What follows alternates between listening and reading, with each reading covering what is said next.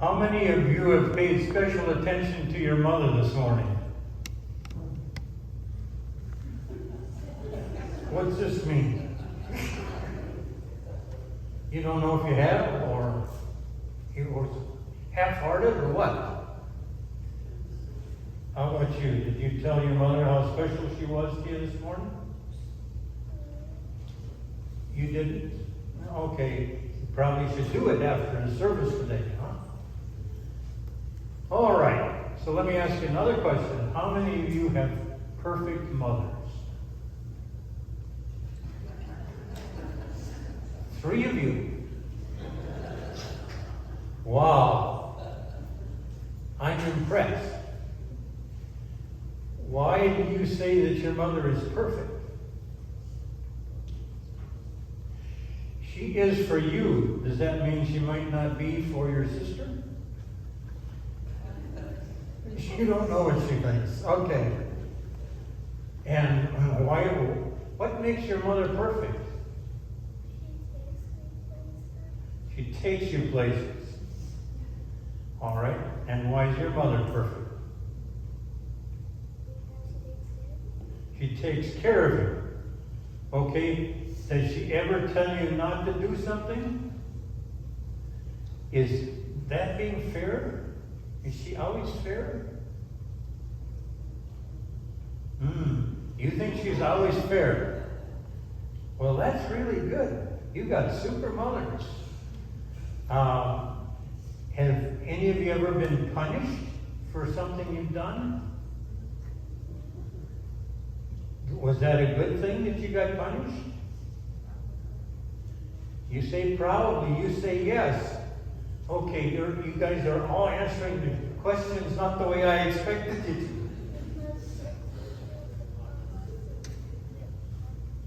Pardon me?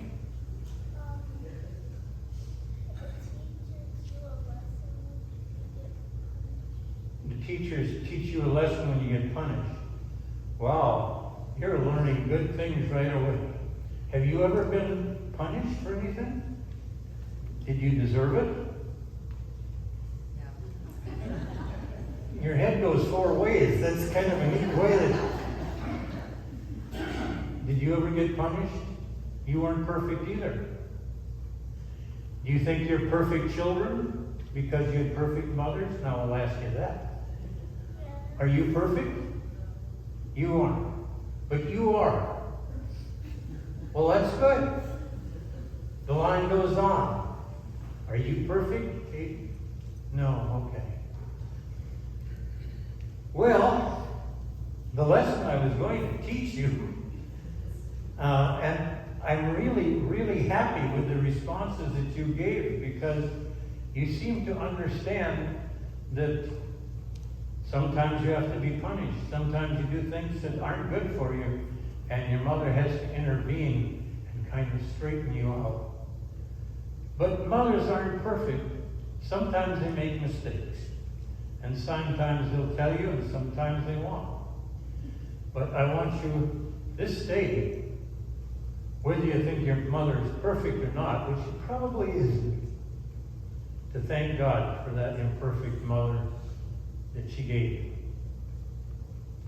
You did really well this morning. Give them a hand.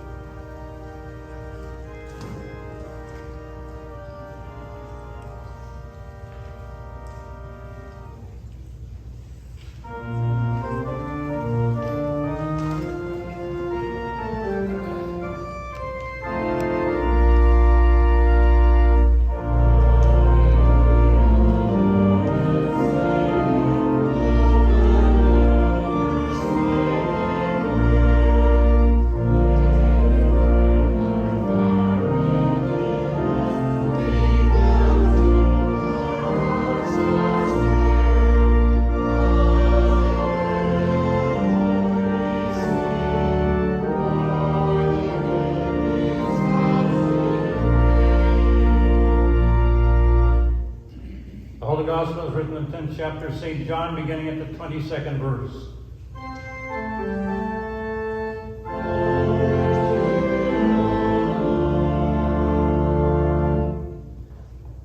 At that time, the festival of the dedication took place in Jerusalem. It was winter, and Jesus was walking in the temple in the portico of Solomon. So the Jews gathered around him and said to him, "How long will you keep us in suspense? If you are the Messiah, tell us plainly." Jesus answered, "I have told you, and you do not believe. The works that I do in my Father's house testify to me, but you do not believe because you do not belong to my sheep. My sheep hear my voice, I know them, and they follow me. I give them eternal life, and they will never perish. No one will snatch them out of my hand. What my Father has given me is greater than all else, and no one can snatch it out of the Father's hand. The Father and I are one." Here ends the Gospel for the day.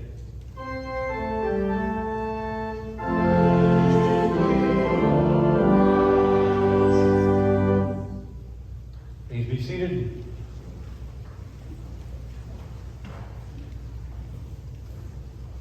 I think this is the 20th Mother's Day that I've been here in this pulpit, and very often I do not concentrate on Mother's Day, but I thought it's about time that I do.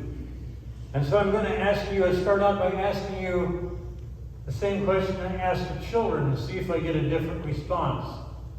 And this is the audience participation part of the sermon. How many of you had perfect mothers?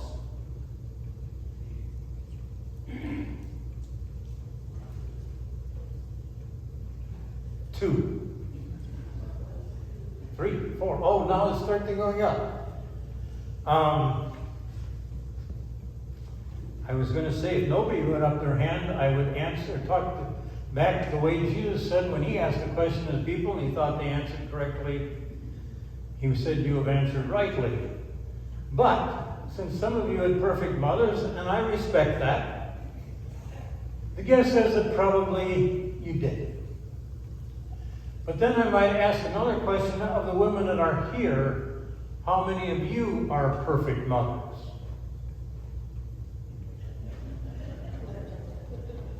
Now that I didn't expect, but you're just being me, I know that. But that's nice. If you were perfect, that's great. So I wanted to start out and call this sermon, or label it, "Thank God," not only for mothers, but thank God today for imperfect mothers. Because generally, I think when you see tributes to mothers and Mother Day, sometimes it sounds like those funeral orations where they talk about the person that is deceased.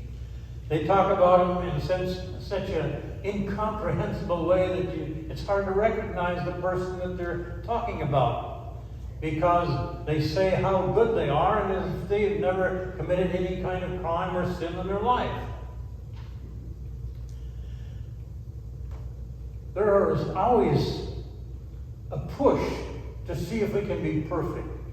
And I think most people and most parents, and particularly mothers, struggle with the question of, have I done a right job? Have I done what is always in the best interest of my children? Or have I failed in some way? But I would say that perfection probably is not the best thing to strive for in human life. Because somehow or other along the line, you'll fail. There have been a couple of media presentations dealing with perfect people, particularly perfect women. One was a movie called The Stepford Wives. It was about a bunch of wives that lived in a particular community, and they did everything right. There was only perfection. They dressed right, they always said the right things, they always made the right decisions, drove their husbands crazy. Because they don't live in a perfect world. And then there was that television series called The Living Doll, where the woman turned out to be a perfect wife. She did everything proper, everything right, everything according to the way it should be in the terms of those, whoever they were, who created an idea of perfection. But she too had problems. And she became someone that is detested by the community because the community doesn't like perfection. And we can authenticate that by the fact that the one person who did live a perfect life wound up on a cross. Sometimes it is the imperfections in our parents, particularly our mothers, that we remember. We remember all the good things, and we need to, because they are a lot of good things to remember. One time I asked a rabbi what the definition was of a Jewish mother. And he said, a Jewish mother typically is described as one who is overly indulgent to her children and lavishly spreads guilt wherever she goes. With that definition, I realized that I lived with a Jewish mother. I had a very, very wonderful woman for a mother, but she had some difficulties. I remember the first time that I said I wasn't coming home for Thanksgiving because I was going to a girlfriend. There was a big pause on the phone. And then I heard crying. And then finally she was able to speak and said, I never thought I'd see the day when some other woman was more precious than your mother. She spread guilt very lavishly. There was one thing that you could always depend on. She would take an immediate dislike to her daughters-in-law. They were never good enough. They never could fulfill what she did for her children. Sometimes she was very difficult to get along for her daughters-in-law. But you look back and you say, okay, there are imperfections. But we live in an imperfect world. And if we had a person who was always right, always made the right decisions, never made any mistakes, could we ever live up to it? A case in point is the reason for this day, Mother's Day. Do you know that Mother's Day was started by a woman by the name of Anna Jarvis? She was a daughter of a Methodist minister. And her mother died in 1905. And she was very disturbed. Very, very disturbed. And so she wanted some time during the year in which she could honor mothers, which she felt she hadn't done. And she said, I would like to have it so that every church would celebrate Mother's Day and honor those people that sacrifice, that give us those attributes that are so necessary in life. The first idea of what is right and wrong. Life is sharing. They give us the first peek at unconditional love. They are the first call to faithfulness. They are the first ones that get us to setting values. And so in 1914, after a lot of campaigning, President Wilson declared a Mother's Day, which has been ever after. It was kind of interesting because Anna Jarvis started to hate Mother's Day. One of the reasons she hated Mother's Day was that it became too commercial, just like Christmas. And so she asked the president to undeclare Mother's Day, to not let it go on, because it was being misused. It should just be a little time during the day on a particular Sunday when people paid homage to this person they called Mother. And people have turned it into a national circus. But the second reason she wanted to cancel Mother's Day was out of a sense of guilt. A sense of guilt that she hadn't been a proper daughter. And she felt that she had been a total failure in her mother's eyes. And she no longer wanted to remember Mother's Day. This day that she had sought so hard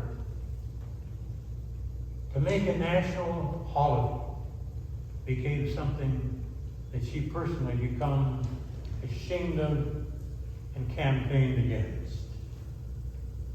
How tragic that is, that somebody feels that they failed so badly. You have a lot of country western songs that deal with tributes to Mother. They usually come from cowboys who haven't been what their mother desired, who listened to things that their mother said and kind of disregarded all of them. Don't take your guns to town. More than that, Johnny Cash's I'm the only hell my mother ever raised. Not only do we have to understand that mothers are imperfect, but we are imperfect as sons and daughters.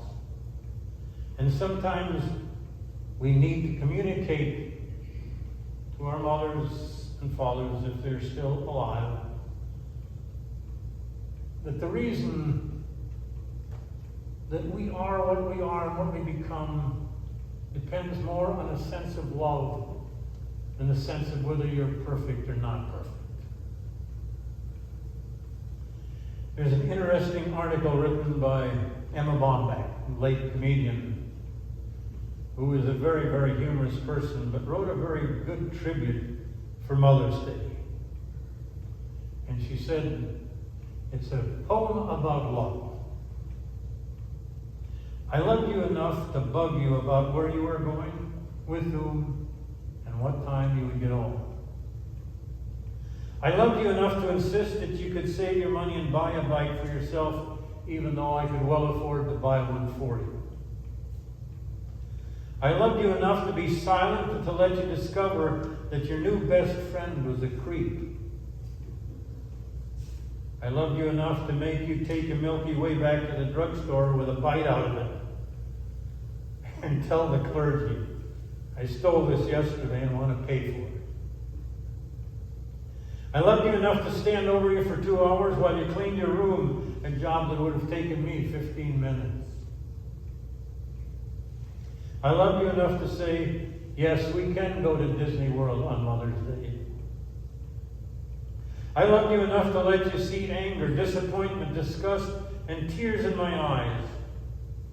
Children must learn that their parents aren't perfect. I loved you enough to make excuses for your bad manners, not to make excuses for your bad manners.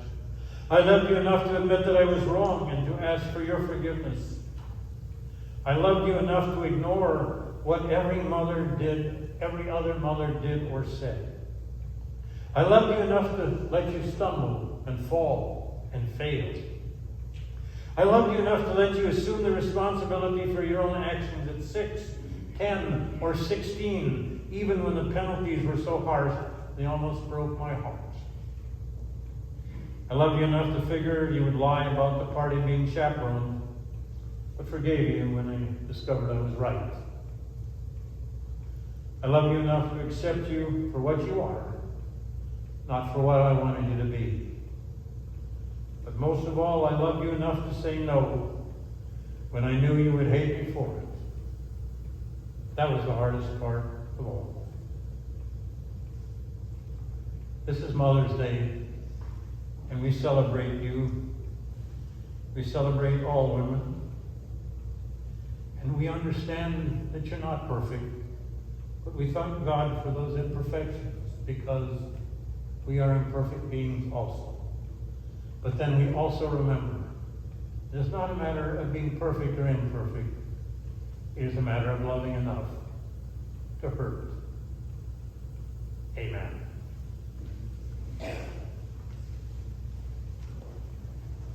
sermon hymn is Great Is